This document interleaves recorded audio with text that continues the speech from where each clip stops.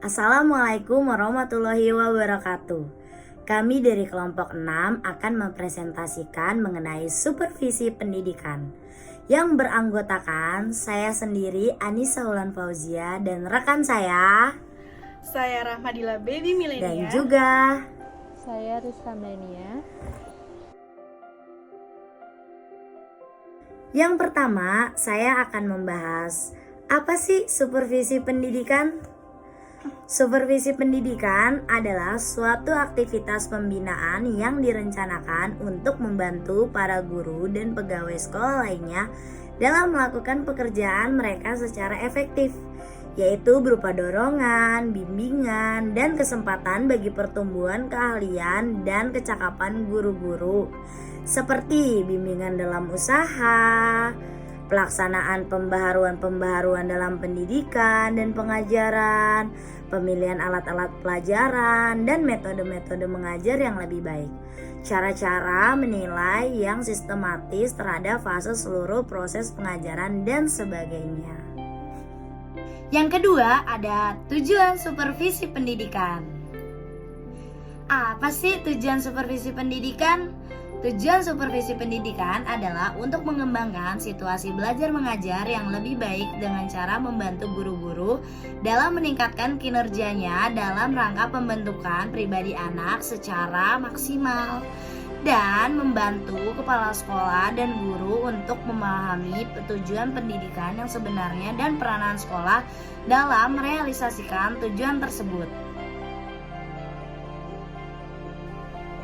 Itu ada fungsi administrasi supervisi. Yang pertama itu mengkoordinir semua usaha sekolah. Yang kedua ada memperluas pengalaman guru. Yang ketiga memberi fasilitas dan penilaian. Yang keempat memberikan wawasan yang lebih. Yang kelima ada memperlengkap pembina sekolah. Yang keenam ada menstimulasi usaha yang kreatif. Yang ketujuh ada menganalisis belajar mengajar. Yang ketujuh ada memberikan pengetahuan dan keterampilan. Selanjutnya ada jenis-jenis administrasi. Yang pertama itu ada supervisi akademik. Supervisi yang menitik beratkan pengamatan supervisor pada masalah akademik. Dan yang kedua ada supervisi administrasi, yaitu supervisi yang menitik beratkan pengamatan supervisor pada aspek administrasi. Yang ketiga itu ada supervisi lembaga, yaitu supervisi yang menitik beratkan pengamatan supervisor pada aspek yang berada di sentral madrasah. Yang keempat itu ada supervisi konvensional, yaitu supervisi yang menganut paham bahwa supervisor sebagai seseorang yang memiliki power untuk menentukan nasib kepala sekolah dan guru. Dan yang kelima ada supervisi artistik, yaitu supervisi yang menuntut seseorang dalam melaksanakan tugas-tugasnya harus berpengetahuan, berketerampilan, memiliki sikap yang arif. Yang keenam ada supervisi ilmiah, yaitu supervisi yang dilaksanakan pengawas atau kepala sekolah. Yang ketujuh itu ada supervisi klinis, yaitu supervisi yang dilakukan berdasarkan adanya keluhan dari guru yang disampaikan kepada supervisor.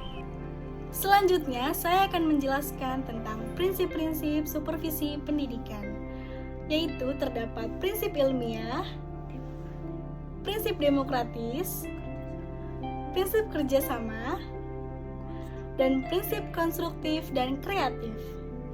Di sini, saya akan menjelaskan terlebih dahulu tentang prinsip ilmiah.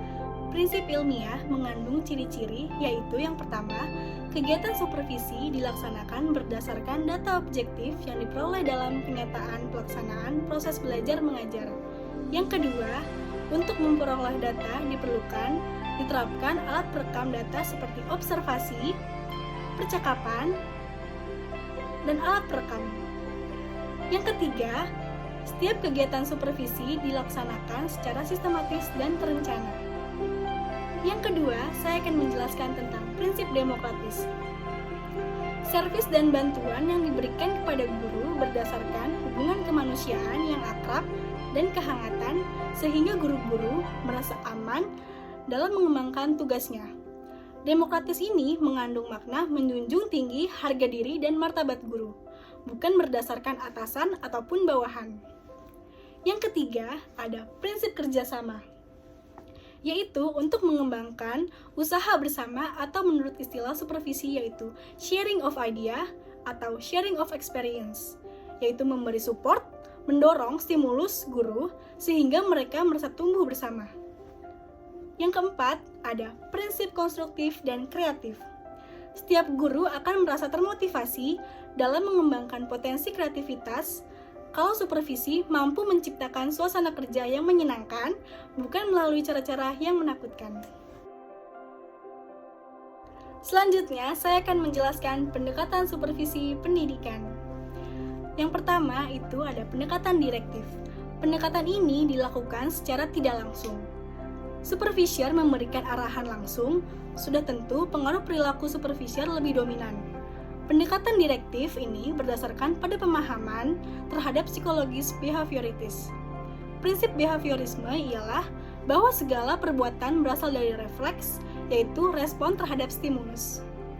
Yang kedua, ada pendekatan non-direktif. Pendekatan ini dilakukan secara tidak langsung. Perilaku supervisor tidak secara langsung menunjukkan permasalahan, tapi ia terlebih dahulu mendengarkan secara aktif apa yang dikemukakan oleh guru. Pendekatan non-direktif ini berdasarkan pada pemahaman psikologis humanistik yang sangat menghargai orang yang akan dibantu. Oleh karena itu, pribadi guru yang dibina begitu dihormati, maka ia lebih banyak mendengarkan permasalahan yang dihadapi guru tersebut. Yang terakhir ada pendekatan kolaboratif. Pendekatan kolaboratif adalah gabungan antara pendekatan direktif dan pendekatan non-direktif. Pada pendekatan ini, baik supervisor maupun guru bersama-sama bersepakat untuk menetapkan struktur proses dan kriteria dalam melaksanakan proses percakapan terhadap masalah yang dihadapi seorang guru. Pendekatan ini didasarkan pada psikologis kognitif. Psikologi kognitif beranggapan bahwa belajar adalah perpaduan antara kegiatan individu dengan lingkungan yang ada pada gilirannya akan berpengaruh dalam pembentukan aktivitas individu.